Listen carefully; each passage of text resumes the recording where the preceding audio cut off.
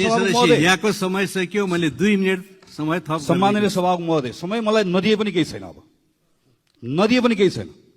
किनकि मलाई निगाहको समय चाहिँदैन मेरो हकको समय चाहिन्छ मेरो हकको समय चाहिन्छ मेरो पनि यहाँ उभिएर बोल्ने हक छ म निगाहको समय मात्र माग्न उभिएको होइन सम्माननीय सभामुख महोदय आज सभामुख महोदयलाई मैले बुझाउनु पर्ने मसँग कम्तीमा पनि 15 वटा पत्रहरू छन् पत्र लेख्न मलाई पनि आउँछ पत्र बुझाउन हामीलाई पनि आउँछ यहाँ गृहमन्त्रीमाथि कुनै पनि अभियोजन भएको छैन कुनै पनि अनुसन्धान भएको छैन कहीँ अभियोजन भएको छैन सम्माननीय प्रधानमन्त्री त्यहाँ उभिएर बोल्नु भएको छ झुट बोल्ने महाधिवक्ताको कार्यालयको दुरुपयोग गर्ने त्यही प्रहरी कार्यालय रूपन्देहीले गरेको अनुसन्धान त्यहाँको रूपन्देहीको अदालतमा भएका प्रमाणहरू पेश गरौँ अहिले मैले कुनै पनि सहकारीबाट ऋण लिएको छैन भनेको ठाउँमा सहकारीमा आफै लिखित गरेर माग फारम भरेर लिएको पेश गरौँ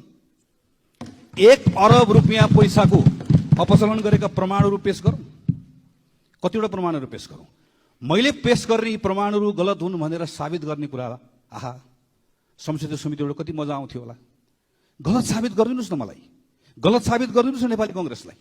यही भनिरहेको होइन गगनजीलाई एउटा चुनौती दिन चाहन्छु उहाँले भन्नुभएको मैले तिर्दै गरेको कुरा होइन मैले कुनै लोन माग्नका लागि मैले निवेदन दिएर चाहिँ यो ऋण मागेको प्रमाण छ उहाँले भन्नुभएको छ नि त्यो प्रमाण उहाँले दिनुभयो भने म राजनीति छोड्दिन्छु त्यो प्रमाण दिन सक्नु भएन भने उहाँले राजनीति छोड्नु पर्ने हुन्छ अब दुईटा मध्ये एउटा त छोड्नु पर्ने भइगयो त कि त गगन थापाजीले छोड्नु पर्यो कि त रविजीले छोड्नु पर्यो